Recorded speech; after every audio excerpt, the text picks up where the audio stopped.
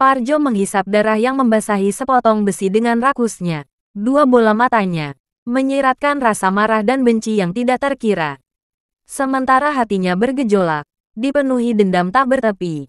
Di hadapannya, terlihat si Madeng, preman kampung, menggelepar seperti ayam kampung yang habis disembelih. Darah yang keluar dari kepalanya akibat kena hajar Parjo, terus keluar, hingga membasahi wajah, serta singlet kuning yang dipakainya. Tak jauh dari tempat Parjo berdiri, beberapa kawan Madeng hanya berdiri terpaku. Mereka saling tatap, tapi tak berbuat apa-apa melihat kejadian itu. Parjo mendesah, membuang kejadian jahat yang melintas dalam angannya. Tapi tak berhasil. Ibu, tak akan kubiarkan hal ini berlangsung lama. Kenyataan pahit yang mengesalkan ini akan segera berakhir. Ya, akan segera berakhir. Ibu tenang saja, meski ayah telah tiada. Aku masih ada dan akan segera mengakhiri penderitaan ini. Bisik hati kecil Parjo. Di antara debur kemarahan yang seperti menonjok-nonjok hatinya. Sedih, sakit, marah, dan benci bercampur menjadi satu. Parjo bangkit dari duduknya, mencoba menghalau rasa sesak di dada. Di depan jendela kamar yang terbuka lebar, Parjo berdiri sambil menyilangkan kedua tangan di dada. Hatinya semakin terasa berdarah ketika teringat cerita Ayu tadi lewat telepon genggam. Ayu adalah kekasihnya di kampung. Rumahnya tak begitu jauh dari rumah neneknya Parjo, tempat Parjo dan ibunya tinggal, semenjak ayahnya meninggal setahun yang lalu. Lewat cerita Ayu, Parjo tahu bahwa ibunya yang berdagang jamu keliling, kembali digoda Madeng. Bahkan, kali ini tangan jahil Madeng sudah berani menepuk bokong ibunya. Tentu saja ibunya marah diperlakukan tidak senonoh itu. Namun bukannya sadar akan kesalahannya, si Madeng malah tertawa ngakak. Di antara derai tawa kerasnya, dia malah melontarkan pertanyaan yang menyakitkan. Berapa harga satu malam janda montok untuk menemaninya bersenang-senang? Karena tak tahu dan tak mampu lagi harus berkata dan berbuat apa, ibunya pun pulang sambil menangis. Padahal dagangan jamunya masih banyak. Dasar iblis. Kamu harus membayar setiap tetes air mata ibuku dengan darahmu. Maki hati kecil Parjo sambil memukuli telapak tangan kirinya. Hati Parjo terasa panas. Dendam membara begitu menghentak-hentak dadanya. Sorot matanya berkilat, menandakan kebencian yang amat sangat. Parjo bergumul dengan kemarahan. Di antara malam yang semakin tua, angin malam berkesiur lembut dari ventilasi jendela kamar. Tapi sungguh, angin malam itu tak Parjo rasakan sejuk sedikit pun. Malam yang menyelimuti bumi dengan gelap. Segelap pandangan Parjo, yang menutupi wajah dengan bantal. Waktu terus berlalu dalam dekapan rasa gelisah, membuat jalan hidup kian terasa penat. Detik demi detik, waktu berlalu, dan menimbulkan amarah tak berkesudahan. Sepi dalam bingkai amarah, mentari pagi yang ditunggu Parjo, akhirnya terbit juga. Dengan membawa baju seperlunya, yang tersimpan dalam tas ransel yang dibawa, Parjo pun berjalan cepat menuju halte yang akan membawanya ke terminal antar kota. Begitu tiba di terminal, Parjo langsung naik bis besar ke Jawa Timur, menuju kampung halaman dengan tekad yang kian membulat. Dalam bis besar yang membawa ke kampung halaman, Parjo membebaskan lamunannya. Lalu tersenyum getir ketika teringat pada Sunar, teman akrab di bengkel. Tempat Parjo bekerja selama Parjo merantau di kota yang super keras rasa persaingan di antara sesama pendatang, kota Jakarta. Kepada teman karibnya itu, Parjo bilang kalau hari ini tidak masuk bengkel seperti biasa. Ada urusan di kampung yang sangat mendesak, jadi meskipun mendadak, dia harus pulang kampung guna menyelesaikan urusan tersebut. Namun, Parjo kembali mendesah, entah untuk keberapa kali, ketika bayang ibu melintas. Meski usianya sudah berkepala 4, kecantikan ibunya tidaklah pudar. Mungkin karena ibu kerap minum jamu, sehingga kelihatan jauh lebih muda dari usia yang sesungguhnya. Wajar kalau ibu suka minum jamu, kan ibu berjualan jamu untuk menyambung hidupnya. Parjo tersenyum getir menanggapi kata hati kecilnya itu.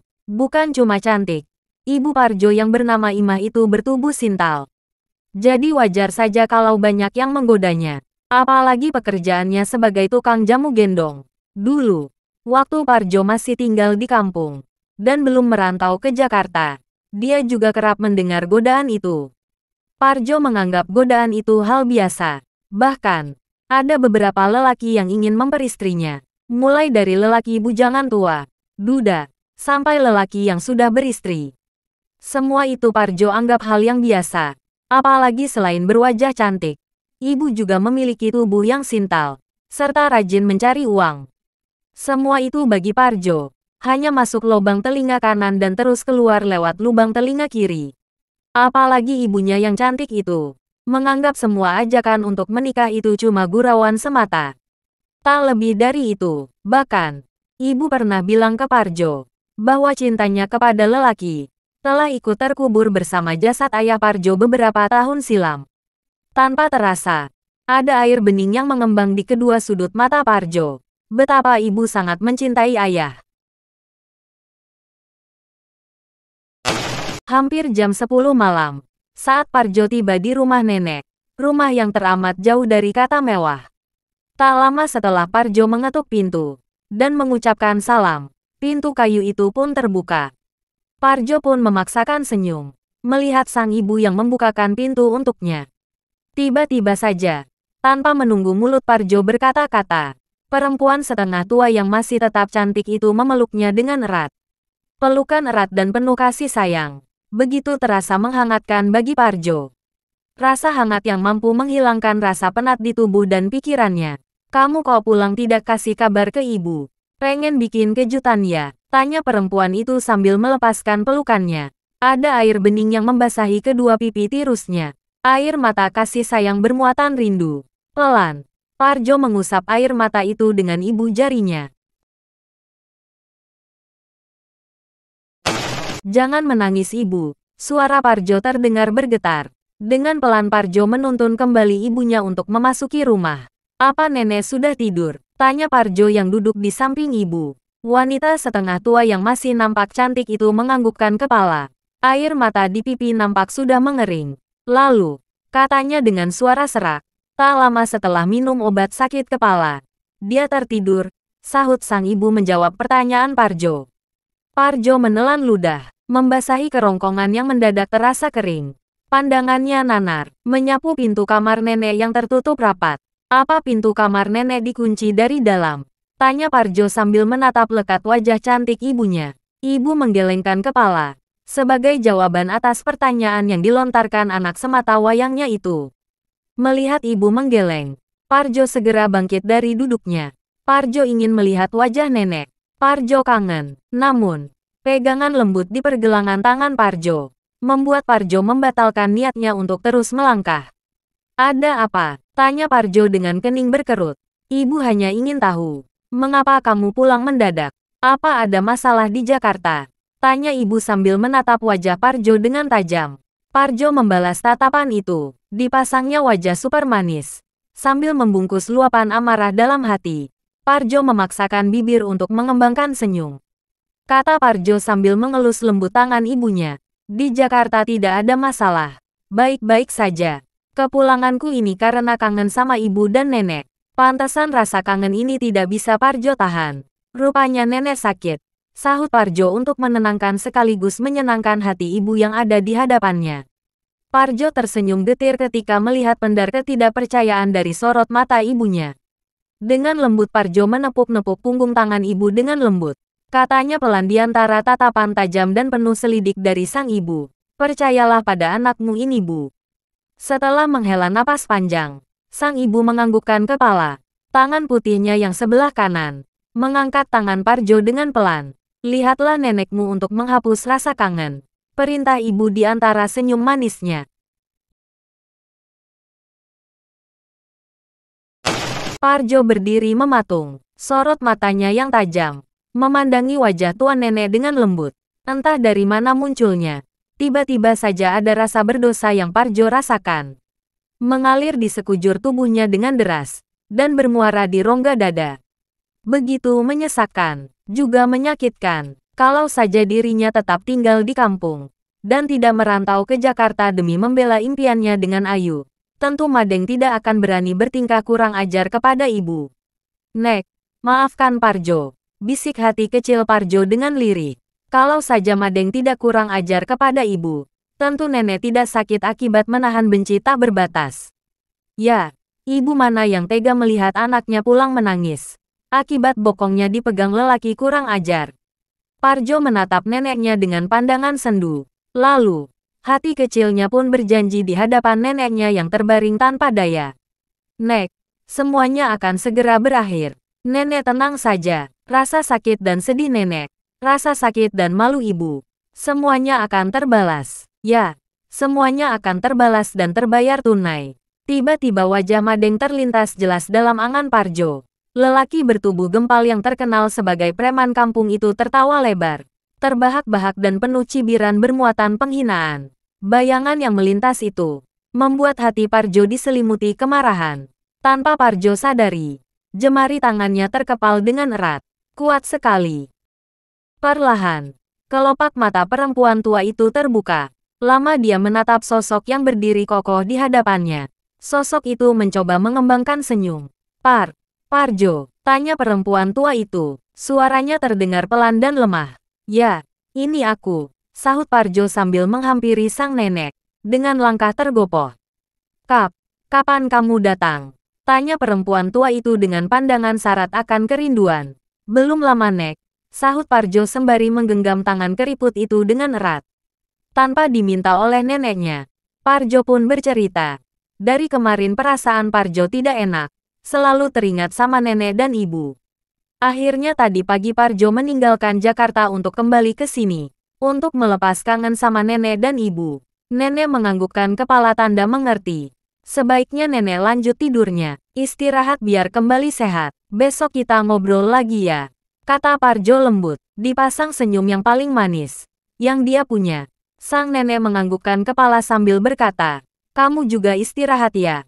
Tentunya kamu capek abis menempuh perjalanan jauh.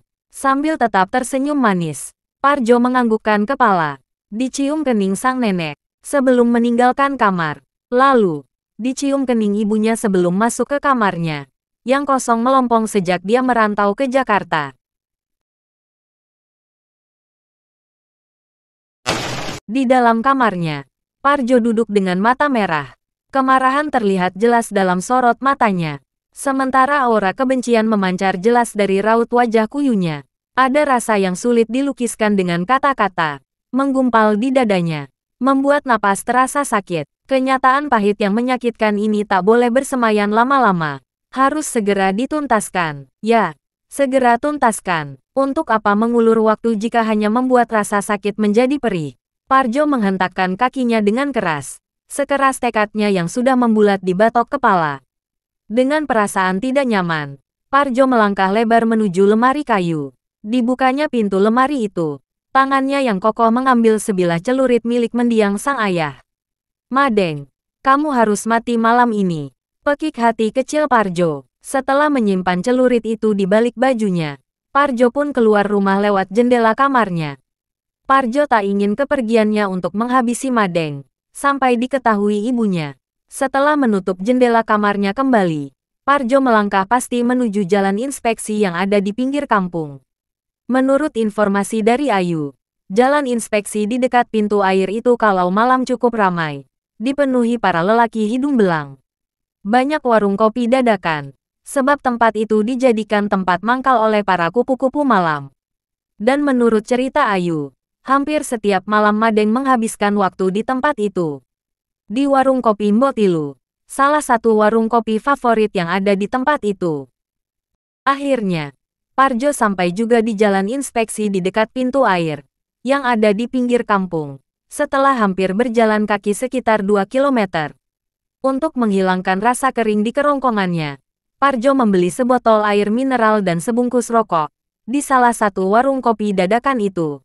Sementara ekor matanya berkeliaran ke kiri dan ke kanan. Di mana letak warung kopi favorit milik Mbotilu itu. Setelah membasahi kerongkongannya yang terasa kering, Parjo menyundut sebatang rokok. Dinikmati asap nikotin itu dengan sepenuh hati. Sementara pandangannya menyapu satu demi satu warung kopi yang ada.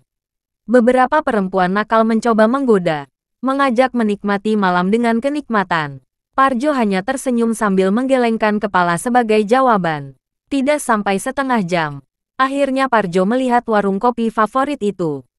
Nampak Madeng dan beberapa temannya sedang tertawa-tawa. Sementara di meja panjang yang ada di hadapan mereka, banyak botol minuman keras yang sebagian sudah kosong. Madeng nampak ditemani perempuan berambut pendek dengan pakaian menantang. Kalau dilihat dari penampilannya, itu pasti salah seorang perempuan nakal yang biasa mangkal di warung kopi Mbok Tilu. Parjo menghembuskan asap rokoknya dengan lembut. Sementara pandangan matanya tak lepas dari sosok Madeng, preman kampung bertubuh gempal, yang telah berani kurang ajar pada ibunya, serta membuat neneknya sakit. Parjo mengatur napasnya, mencoba untuk tetap terlihat tenang, walaupun ada gejolak kebencian yang menghentak-hentak dadanya. Setelah menikmati isapan terakhir, Parjo membuang puntung rokok di tangannya. Kemudian, dia melangkah tenang dan penuh kepastian ke arah Madeng. Tak ada yang menyangka, tak ada yang menduga. Dalam hitungan detik, celurit di tangan Parjo menghujam di punggung Madeng dengan kuatnya. Cepat dan ganas, entah berapa kali ujung celurit itu bersarang di punggung Madeng. Akibatnya, Madeng tertelungkup di meja dengan punggung bersimbah darah. Malam yang tenang dan syarat akan kenikmatan, berubah menjadi malam yang mencekam. Pekik kengerian terdengar dari mulut perempuan nakal, menutupi suara indahnya binatang malam yang ada di tempat itu. Beberapa teman Madeng mengambil botol kosong dan memecahkan dengan cepat. Namun, sebelum mereka bergerak lebih jauh, Parjo sudah menghardik dengan napas memburu. Ini urusanku dengan Madeng, jangan ikut campur. Tapi kalau kalian ingin tahu, malam ini yang mati aku atau kalian, ayo silahkan maju semua, malam ini kita bermain-main sampai mati. 3 orang teman Madeng itu saling pandang, mabuk mereka langsung hilang. Mendengar hardikan Parjo, pandangan mereka menuju arah Parjo, yang menatap mereka dengan ganas. Lalu, memandang tubuh tertelungkup Madeng, yang pakaiannya penuh dengan darah. Salah seorang teman Madeng segera melepaskan botol di tangan, dan jatuh ke tanah. Terdengar suara cukup keras. Tindakan tanda tak mau ikut campur itu, diikuti oleh teman-temannya yang lain. Baguslah kalau kalian tak ingin ikut campur. Pekerjaanku jadi sedikit enteng. Cibir Parjo merendahkan. Sepi, kata Parjo lagi sambil meludahi punggung Madeng. Aku akan ke kantor polisi untuk mempertanggungjawabkan perbuatanku. Tapi sebelum aku pergi ke kantor polisi, aku harus memastikan bahwa kutu busuk sialan itu sudah mati. Parjo menendang tubuh Madeng dengan keras. Lalu tubuh tanpa daya itu tergeletak di tanah. Tanpa basa-basi, Parjo langsung menghujamkan celurit di tangannya ke perut Madeng. Sampai isi perut itu keluar berantakan. Terdengar pekik ngeri melihat adegan itu. Ada juga yang terpaku dengan mulut menganga melihat keganasan Parjo. Setelah puas dengan tindakannya, dan yakin kalau Madeng sudah mampus, Parjo meninggalkan tempat itu dengan langkah lebar. Biarlah di kantor polisi nanti, aku akan bercerita kepada ibu apa adanya. Bisik hati kecil Parjo sambil menyimpan celurit itu kembali di belakangnya. Yang pasti, mulai malam ini, tak ada seorang pun yang berani lagi kurang ajar kepada ibu. Bisik hati kecil Parjo lagi sambil tersenyum. Kaki Parjo melangkah lebar menuju kantor polisi. Sementara di langit luas, rembulan bersinar dengan indahnya. Pancaran keindahan untuk semua makhluk yang ada di bumi. Dengan aneka cerita hidupnya.